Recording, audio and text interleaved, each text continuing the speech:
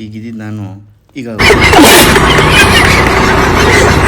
ನಮಸ್ಕಾರ ಎಲ್ರಿಗೂ. ಒಂದೇ ದಿನದಲ್ಲಿ 3 ದೇವಸ್ಥಾನ ಹೋಗ್ಬಿಟ್ಟು ಬರೋಣ ಅಂತ ಬಟ್ಟೆ ಬೇಕಂಡು KSRTC ಬಸ್ ಹತ್ಕೊಂಡು ಮೆಜೆಸ್ಟಿಕ್ ಹತ್ರ ಹೋಗಿ ಟ್ರೈನ್ ಟಿಕೆಟ್ ತಗೊಂಡು ನಮ್ಮ ಫ್ರೆಂಡ್ಗೋಸ್ಕರ ಕಾಯ್ತಾ ಇದ್ದೆ. ಅವನು ಕೂಡ ಯಾರ ನೀನು?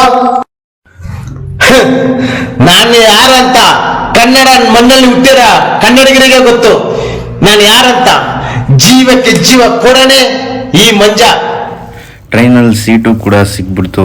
ಅವನು ಫುಲ್ಲು ಟಯರ್ಡ್ ಆಗಿದ್ದಂತ ರೆಸ್ಟ್ ಮಾಡ್ದ. ನಾನು ಸ್ವಲ್ಪ ನಿದ್ದೆ ಗೊತ್ತಿಲ್ಲ ಅಂತ ಕಿಟಕಿಲಿ ನೋಡ್ಕೊಂಡು ಕುಂತಿದ್ದೆ. ನೋಡ್ತಾ ಸಕಲೇಶ್ಪುರನು ಬಂದೇ ಬಿಡ್ತು. ಮುಂದಿನ ಸ್ಟಾಪೇ ನಮ್ದಿತ್ತು, ಅಂದರೆ ಸುಬ್ರಹ್ಮಣ್ಯ ರೋಡು. ಇಳ್ಕೊಂಡ್ವಿ. ತುಂಬಾ ಚಳಿ ಇತ್ತು. ಹೊರಗಡೆ ಹೋದರೆ ಟ್ಯಾಕ್ಸಿಯವರು ತುಂಬ ರೇಟ್ ಜಾಸ್ತಿ ಅಮೌಂಟ್ ಕೇಳ್ತಾಯಿದ್ರು. ಅದಕ್ಕೆ ಸ್ವಲ್ಪ ದೂರ ನಡ್ಕೊಂಡೋದ್ರೆ KSRTC ಬಸ್ ಸಿಕ್ತಿತ್ತು. ಅದು ಕೂಡ ಸಿಕ್ತು. ಹತ್ಕೊಂಡು ನಾವು ಜರ್ನಿ ಸ್ಟಾರ್ಟ್ ಮಾಡಿದ್ವಿ.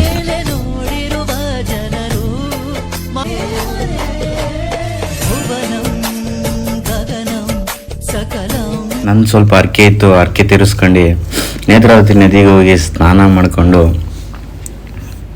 ಹಿಂಗೆ ಕಾಣಿಸ್ತಾ ಇದ್ವಿ.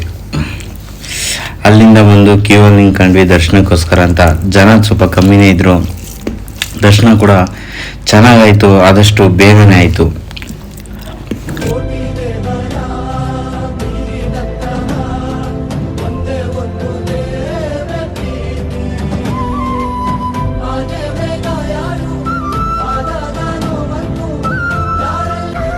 ಹೊರಗಡೆ ಬಂದು ನಾನು ನನ್ನ ಫ್ರೆಂಡು ಫೋಟೋಸ್ ತೆಗೆಸ್ಕೊಂಡ್ವಿ.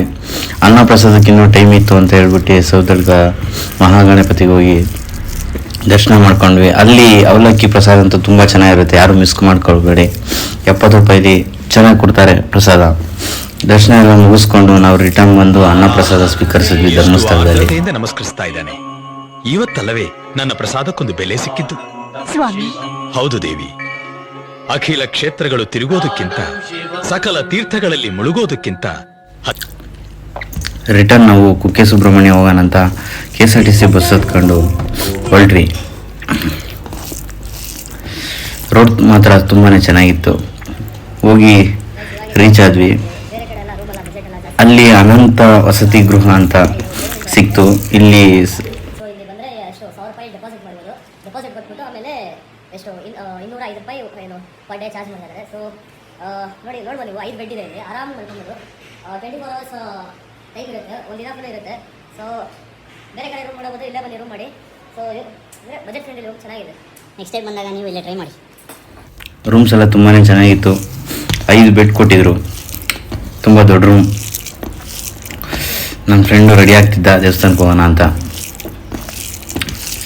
ನಾನು ಕೂಡ ರೆಡಿ ಆದೆ. ಅದೇ ರೂಮು. ಹಂಗಿಂದ ಸ್ಟ್ರೈಟಿಗೆ ಬಂದರೆ ಇಲ್ಲೊಂದು ಉತ್ತರ ಸಿಗುತ್ತೆ. ಫಸ್ಟ್ ಈ ಉತ್ತರ ದರ್ಶನ ಮಾಡ್ಕೊಂಡಾದ್ಮೇಲೆ ನಾವು ಕುಕ್ಕೆ ಸುಬ್ರಹ್ಮಣ್ಯ ದೇವಸ್ಥಾನಕ್ಕೆ ಮಾಡ್ಕೊಳ್ಬೇಕು ಅಂತ. ಇಲ್ಲೂ ಕೂಡ ದರ್ಶನ ಚೆನ್ನಾಗಾಯಿತು.